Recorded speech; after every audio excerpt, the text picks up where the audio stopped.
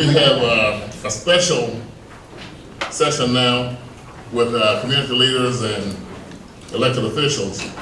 And on that group, we're going to be talking about the tax election for the city of Jackson.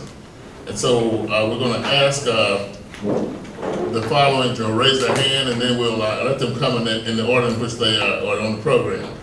First, we have Bishop Randy Crudup is here. Senator John Horn. Okay. Councilman Nikita Stamps. Bishop Crudup will do the next steps afterwards. So we'll ask Bishop Crudup to come and get started. I am here to really lead this particular session around community leadership and tax election. I do want to say to everybody first that Working Together Jackson has not endorsed, okay?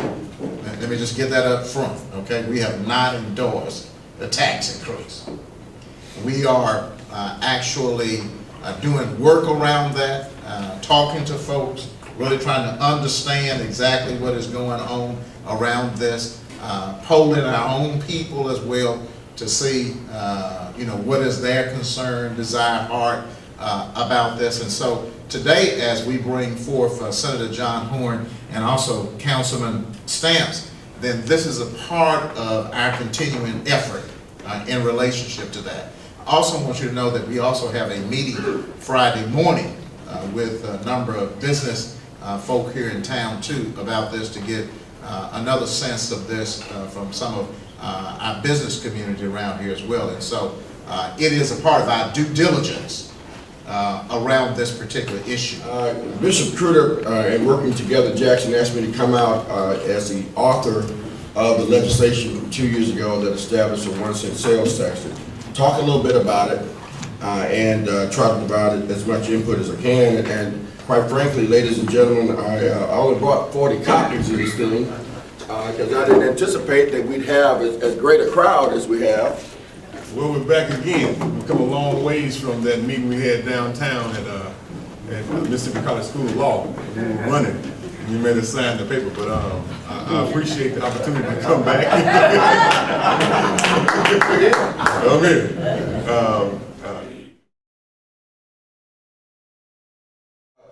Let me just give you a little bit of background about how we came to the idea that we needed a 1-cent sales tax. Quite frankly, I had to deal with the consent decree that the federal government had put on the city of Jackson to try to deal with a lot of the infrastructure needs, particularly water and sewer improvements, that has had an estimate of need anywhere from $500 million to as much as $800 million. So we got to come up with some money. We have to raise some money somehow to pay for this system. But like I said, I appreciate the opportunity to come back and speak to this issue. I focus more on what we're going to do with the money. Are we going to spend money with Jackson-based businesses who hire Jackson residents, or we're not?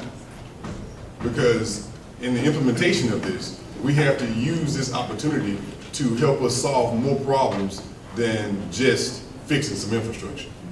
It has to be used to spin off more economic development and more and reduction of crime, because one more job in Jackson reduces crime to a degree in Jackson. With every job, that means you have a household stabilized, and then things start to move forward. And that also helps our school system.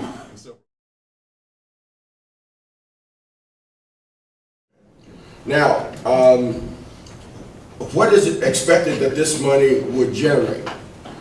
Based on what the Department of Revenue sent to us, even with those things that we excluded that I just talked about, it's estimated that we will raise between $13 and $15 million a year.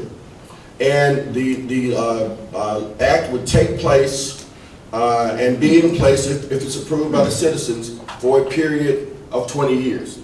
So we have an opportunity over a 20-year period to raise about $300 million to take care of those infrastructure needs. And the other thing I want to mention is that the city has the opportunity to, knowing that it's got a dedicated revenue stream, It can issue bonds for these improvements soon after the measure is approved by the citizens, and then use those collections over the next 20 years to retire the debt on the bonds. But we don't have any other mechanism other than this 1% sales tax in order to generate the funds. And it's only going to generate a portion of the funds. Like the senator said, it's only going to generate at the most, $350 million. But we have $1 billion bill that we're looking at. So with this being our only opportunity to generate those types of funds specifically to fix the problem, because it's not a blanket tax increase that goes into the general fund. It's specific for a specific purpose.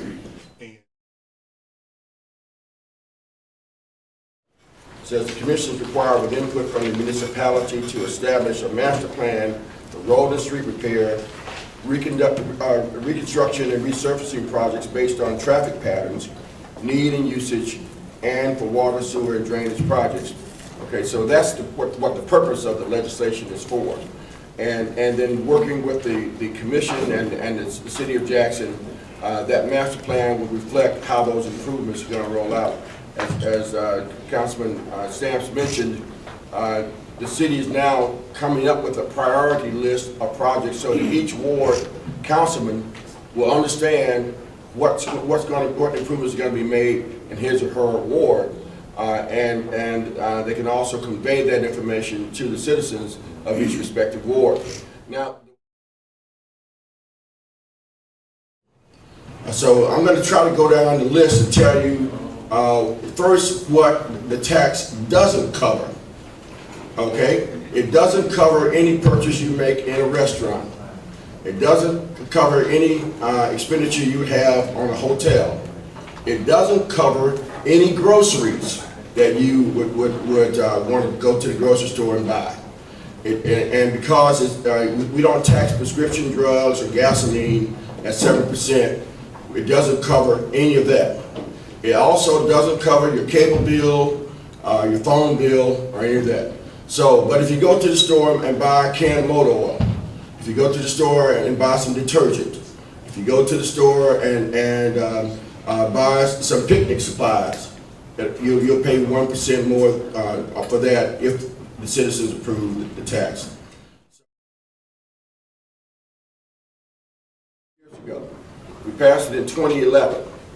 And the city has just gotten around to deciding that it wants to go ahead and move forward with it. The problem with that is that, first of all, we only get 2 bites at the apple. We get two chances to pass this bill. And if by June 30th of 2014 we've not passed the bill, the law goes away. Okay? You may not vote.